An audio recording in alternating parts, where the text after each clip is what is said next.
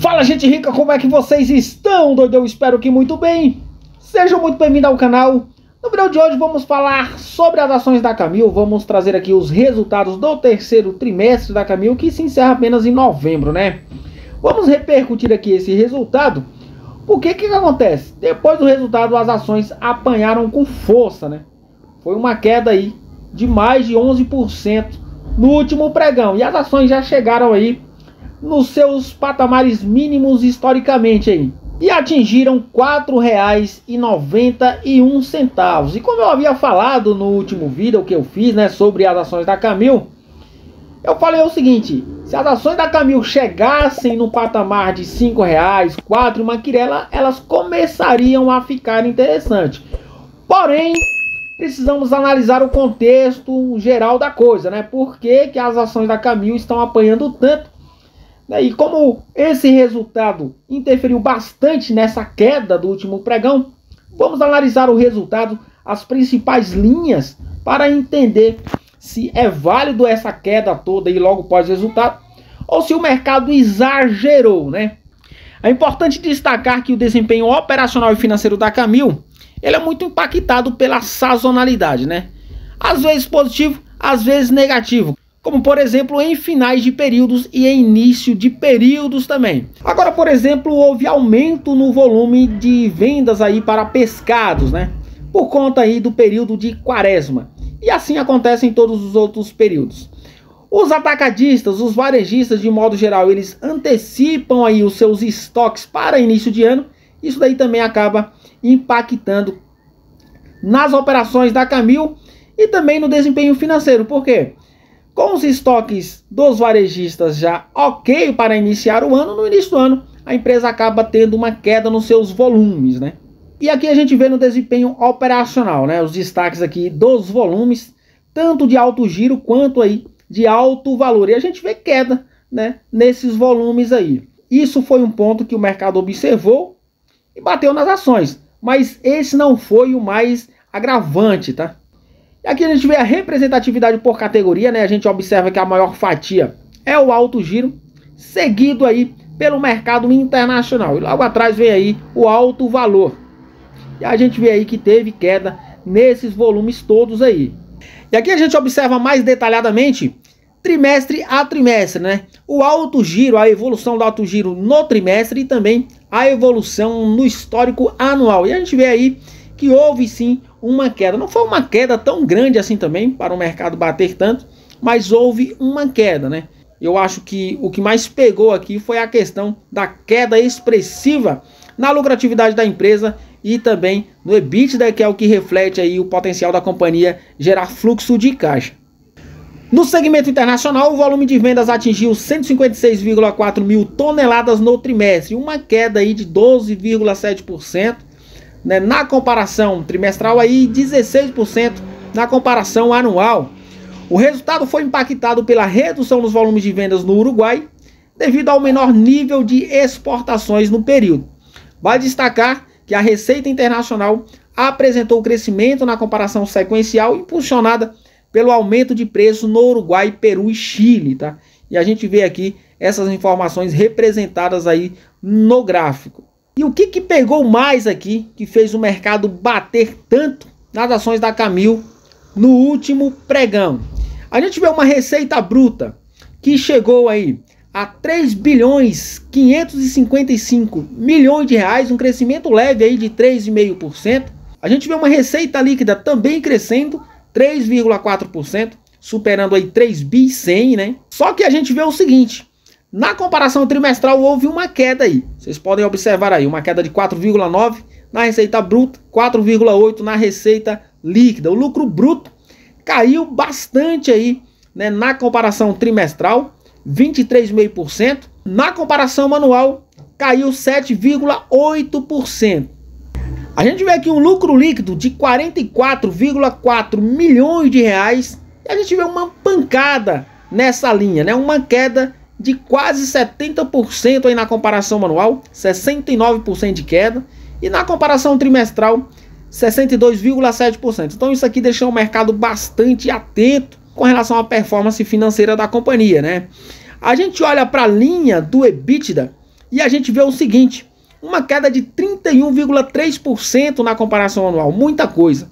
E 40,4% na comparação trimestral. O EBITDA que atingiu 171,3% aí neste trimestre, nesse terceiro trimestre. Então isso aqui deixou o mercado muito apreensivo com relação ao desempenho aí da Camil para os próximos trimestres, né? A gente vê um EBITDA ajustado com uma queda também bastante expressiva, 31,9%, atingindo 195,8 milhões de reais. A gente vê uma margem EBITDA ajustada com uma queda de 2,5, 2 pontos percentuais e meio aí na comparação trimestral e 2 pontos na comparação anual. Então foi isso aqui que fez o mercado bater nas ações da Camil. A empresa gerou bastante receita, né? Como vocês viram aí, cresceu na sua geração de receita bruta, cresceu na sua geração de receita líquida, mas não conseguiu traduzir isso aqui em lucro. Vamos olhar um pouco mais abaixo para ver o que mais afetou nesse resultado aqui, que impediu a companhia de performar melhor, né?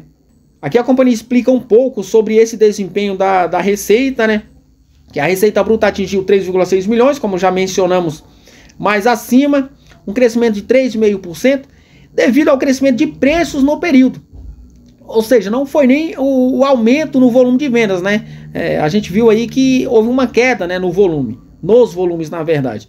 Mas houve um aumento nos preços aí, por isso a companhia cresceu a sua receita. Por categoria, o resultado foi impulsionado pelo crescimento de receita, principalmente em pescados, devido a maiores níveis de compras dos varejistas em razão da quaresma que se aproxima. Em café, devido a maiores preços registrados no período e no segmento internacional. Aqui a gente vê outro dado que nos informa por que a companhia performou mal nesse período, né? As despesas aumentaram, né? Os custos de despesas.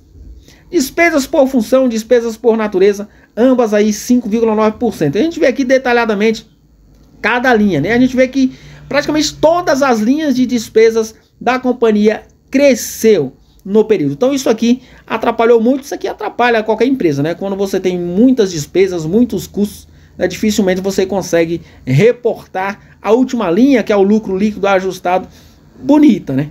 Aqui a companhia também explica um pouco a questão das despesas, né? O SG, que são as despesas gerais e administrativas do trimestre, atingiu 447,3 milhões, um crescimento de 5,2%, equivalente a 14,4% da receita líquida.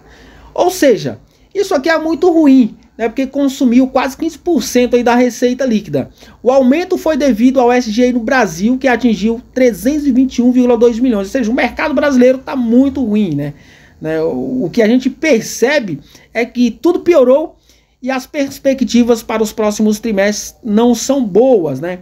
Devido a maiores despesas com fretes, pessoal, TI e também despesas não recorrentes no SG especificados um pouco mais abaixo. No internacional, o SG atingiu 126 milhões, uma queda aí de 4,2%, devido à queda no SG no Uruguai e Peru. Aqui a gente vê a performance da lucratividade da companhia, né? O lucro líquido, como já citamos aí, atingindo 44,4 milhões, uma queda de 69 na comparação anual e 62,7 na comparação trimestral, com margem de 1,4%, uma queda de 3,3 pontos percentuais no ano, 2,2 no trimestre, né? O lucro por ação atingiu aí apenas 13 centavos. E aqui a gente vê a performance nos gráficos, né? A evolução da rentabilidade trimestral e a evolução da rentabilidade anual. E agora a gente vê o endividamento da Camil, né? A companhia encerrou o terceiro trimestre com uma dívida de 5 bilhões 930 milhões e 100 mil reais. Uma queda aí de 5,4% versus o segundo trimestre, ou seja, teve uma queda trimestral, porém uma alta anual, um crescimento aí bastante expressivo, até de 17,4% nesse endividamento total da companhia. E o nível de alavancagem da companhia também cresceu, pulando aí de 3,5 vezes para 4,2 vezes. Isso daqui também deixa o mercado em alerta, é um dos pontos que o mercado mais bate aí, um crescimento de 0,8 vezes nesse nível de alavancagem da companhia. A gente vê aqui, ó, a dívida de curto prazo da companhia caiu 10,3%, porém a dívida de longo prazo da companhia cresceu 36,2%, né? A gente vê a companhia encerrando o trimestre com uma dívida líquida de 4 bilhões R$ 84.300.000, um crescimento de 15% na comparação anual e 12,8% na comparação trimestral. Então o mercado não perdoa isso daqui, tá? A companhia, né, praticamente manteve estável a sua geração de receita, cresceu levemente, mas caiu no EBITDA, ou seja, não conseguiu rentabilizar essa receita, né, e ainda aumentou o seu endividamento e a sua alavancagem. Aumentou também aí as suas despesas, né, o que deixou o resultado bem feinho da Camil nesse trimestre. E além do crescimento nos custos e despesas, crescimento do endividamento, da alavancagem, a companhia também cresceu o seu CAPEX, né? O CAPEX atingiu 83,7 milhões de reais, né, no trimestre, principalmente por CAPEX de manutenção e na nova planta de Cambaí, no Rio Grande do Sul. Vale destacar, conforme o comunicado de transações com partes relacionadas divulgado em novembro de 2024, a companhia realizou o adiantamento para a aquisição no Paraguai, ou melhor, para a aquisição do Paraguai, no valor de 199,8 milhões de reais. A companhia, né, comprou 2 ativos lá no Paraguai, tá? Então é isso aqui. A companhia reportou um resultado ruim, né? Ela manteve a sua geração de receita forte, né? Até cresceu essa geração de receita, mas também por conta aí do aumento de preços, tá? Porque os volumes caíram, como vocês puderam ver, e a companhia não conseguiu reduzir os seus custos, despesas, alavancagem e CAPEX, né? E ainda caiu o seu EBITDA, não conseguindo aí rentabilizar a receita gerada no período. Então o mercado está atento a isso daqui e o mercado bate mesmo nas ações. As perspectivas para a Camil. Olhando o cenário nacional, o cenário local não são boas, tá? Não só para a Camil, mas para todas as empresas do setor. Com o aumento da inflação, a companhia tem dificuldade de repassar preços, tem a questão da sazonalidade, né? Então, a empresa é uma empresa resiliente, tá? Eu não vejo esse endividamento da Camil aqui como um problema crítico aí para deixar a empresa em situação delicada. Mas as ações continuarão apanhando, tá? Enquanto não tivermos aí perspectivas melhores aí, né, de juros futuros caindo, né? Mas isso aí só vai acontecer, né, se o cenário local melhorar, né? E não temos perspectiva para isso, porque estamos vendo aí o que o desgoverno está fazendo. Então a situação é difícil. Mas é uma empresa resiliente, é uma empresa gigante, é uma empresa perene, né? Vamos continuar acompanhando a performance da companhia e também a performance das ações, beleza? O vídeo de hoje foi esse, espero que vocês tenham gostado. Forte abraço, até o próximo. Fui!